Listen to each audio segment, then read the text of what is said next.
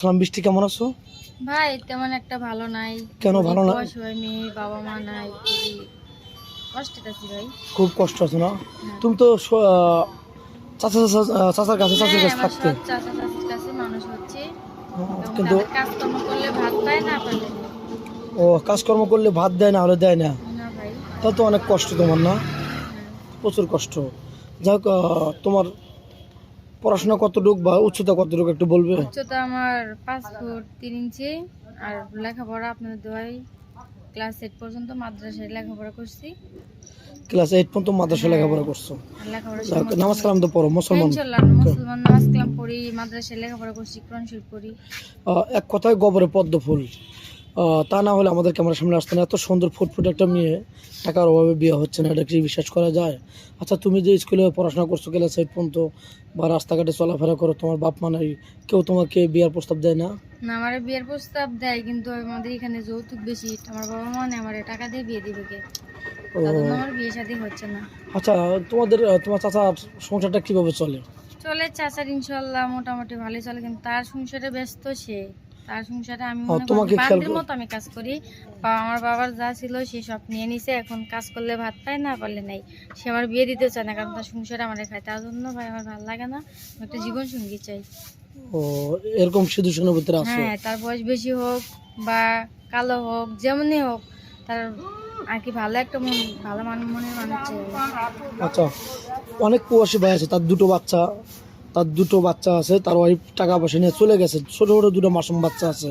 ওই মাসুম বাচ্চার দায়িত্ব কি তুমি নিতে পারবে?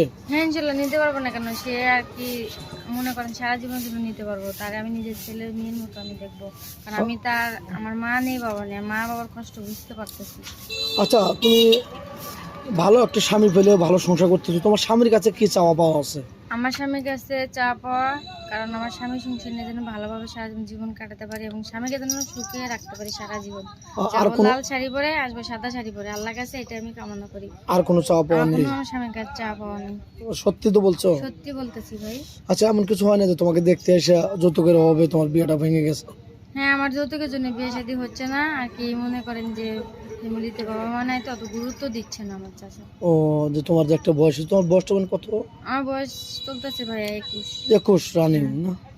যাই হোক, তোমার যে অনেক সুন্দর লোক, অনেক সুন্দর তোমার চেহারা, তোমার কি সুন্দর স্বামী লাগবে না কালো হলে আমার চলবে? না, আমার কালো হইলে চলবো, বয়স বেশি হলেও চলবো, সমস্যা নেই। শুধু একটা ভালো মনের মানুষ চাই, তার সারা জীবন আমি ঘর সংসার করবো। ভালো একটা মনের মানুষ চাই, সে যেমনই হোক না বা, তাতে আমার কোনো সমস্যা নেই। চেহারাটা নাতিং নাকি? হ্যাঁ, চেহারার দরকার নেই, ভালো একটা মন সারা দরকার। জীবন থাকে না, আজ আছে কাল নেই। ও বুঝতে পারছি, অনেক সুন্দর কথা বলছো, তোমার কথা লজিক আছে।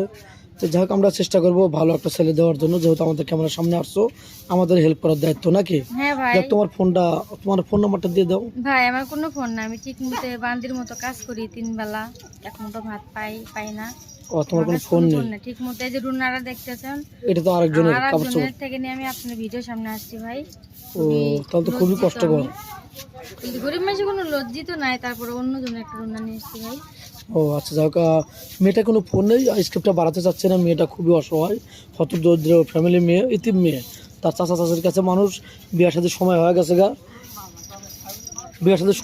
গা, এখন বিয়ে দিতে পারছে না। যাই হোক, আমরা চেষ্টা করবো তাকে বিয়ের সাথে দেওয়ার জন্য।